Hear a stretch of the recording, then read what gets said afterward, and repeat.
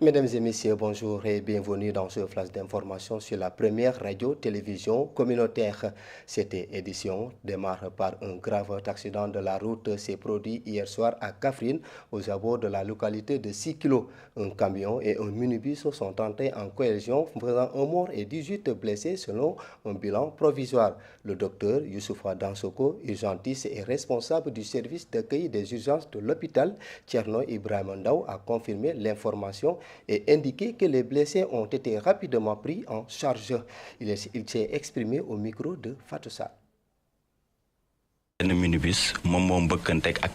C'est une collision entre un minibus et un camion à la sortie de Kaffrine en allant vers 6 km au niveau du pont bascule. Sont cela les premiers éléments que nous avons eus de cet accident. Il y a 18 victimes lors de cet accident. 7 blessés ont été amenés ici et les autres 10 blessés, on les a conduits de l'autre côté. Mais ce qui est sûr, les 7 sont ici au centre de santé. Les sapeurs-pompiers aussi ont fait le tri des victimes selon la gravité des blessures. Celles qui ont de graves blessures, on les a admises en urgence et les autres au centre de santé. Maintenant, toutes ces conditions réunies, ils font le bilan pour voir l'état d'avancement des victimes. Les 7 personnes amenées ici sont gravement blessées. Certaines d'entre elles doivent être à la salle de réanimation et d'autres au bloc opératoire et auront forcément besoin du sang. Donc, si nous avons des onces qui viennent faire un don de sang, on ne peut que s'en féliciter. Restons toujours à Kaffrine pour améliorer la prise en charge des urgences médicales. Le centre de santé Saliou Ndaw de Kaffrine a inauguré sa nouvelle unité d'accueil et d'urgence réalisée grâce à un partenariat entre l'État, les collectivités territoriales et les partenaires techniques et financiers. Cette infrastructure vient renforcer le dispositif sanitaire dans une zone à fort risque d'accident. C'est un compte-rendu de Fatou Sall.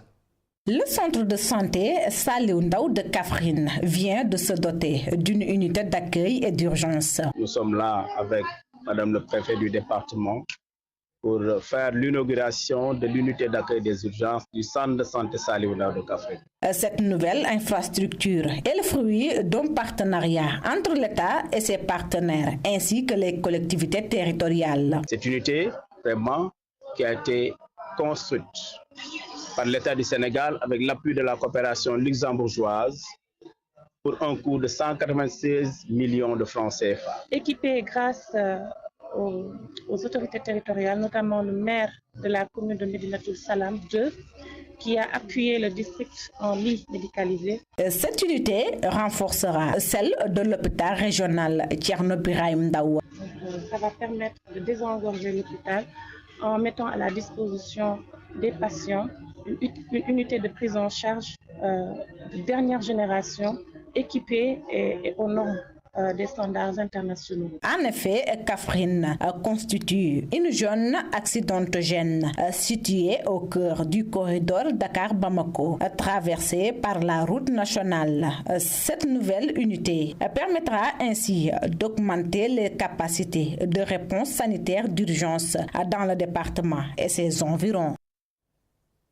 Et puis, les travaux de la route Talimam Diarra ont enfin démarré à Diamaguène, Sicap Mbao, dans le département de Pikine, après plus de 20 ans d'attente. Selon le maire de la commune qui a procédé au lancement, la route sera reliée au canaux d'assainissement du projet PIS 2. Les chantiers devraient être terminés avant l'hivernage. Ce projet vise à améliorer l'accès de la zone et dynamiser l'économie locale. Pour plus de détails, écoutons le maire au micro de Insa Sagna. Cette route est une demande sociale, une demande qui a duré pendant plus de 20 ans et qui a traversé beaucoup de régimes. Cette route va changer complètement la vie des populations qui ne pouvaient pas se déplacer à Place de Fass pour rejoindre Thiaroye, Dakar, Guédiawaye ou d'autres contrées. Ils étaient obligés de la route de Talim Fass pour sortir sur la nationale avec tout ce qui se trouve comme difficulté et pour rejoindre certaines localités. D'autres qui sont derrière, qui quittent par exemple Boune ou qui quittent Kermassa et qui traversent aussi, ils n'ont pas la possibilité d'emprunter cette voie. Et cette voie, beaucoup d'argent et beaucoup d'investissements, en tout cas, ont été faits ici par l'État à travers l'APIX et le projet PIS 2, Pikine Irrégulier Sud, à travers en tout cas la mise en place des réseaux d'assainissement. Et aujourd'hui, Promoville va compléter ce réseau d'assainissement et va intervenir dans les quartiers.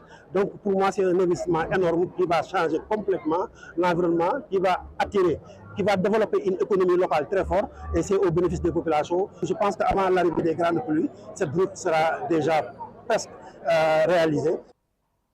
L'actualité, c'est également pour soulagement à Diop dans la commune de Fissel.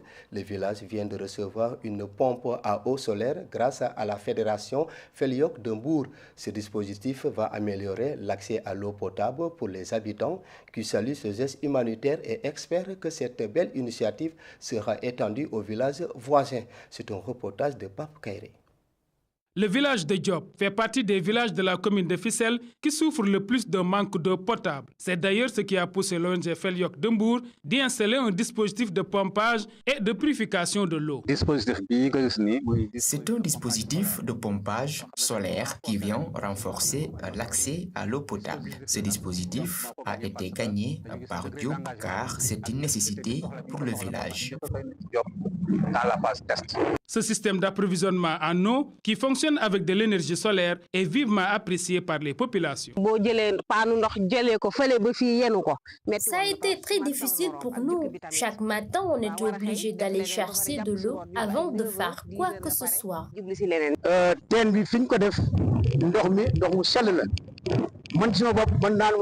C'est une très bonne réalisation car le dispositif ravitaille l'école en eau potable, mais aussi le village.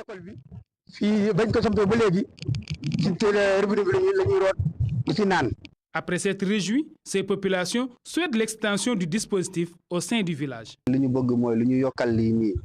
Ce que nous voulons, c'est l'augmentation de la capacité de production et l'élargissement dans tout le village. Cela permettra à tout un chacun de pouvoir bien se ravitailler. Depuis l'installation, nous l'utilisons et vraiment, ça nous fait du bien.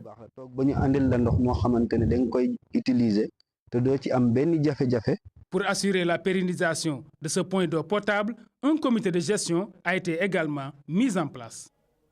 Parlons toujours du problème de l'eau dans le village reculé de Yare-Lao, situé en pleine zone sylvopastorale du département de Podor. L'eau est devenue un luxe rare entre les besoins croissants des habitants et ceux d'un chevet dépassant les 20 000 bêtes. Le seul forage disponible est au bout du souffle. Et la situation ne fait qu'empirer avec l'arrivée des troupeaux venus des villages voisins.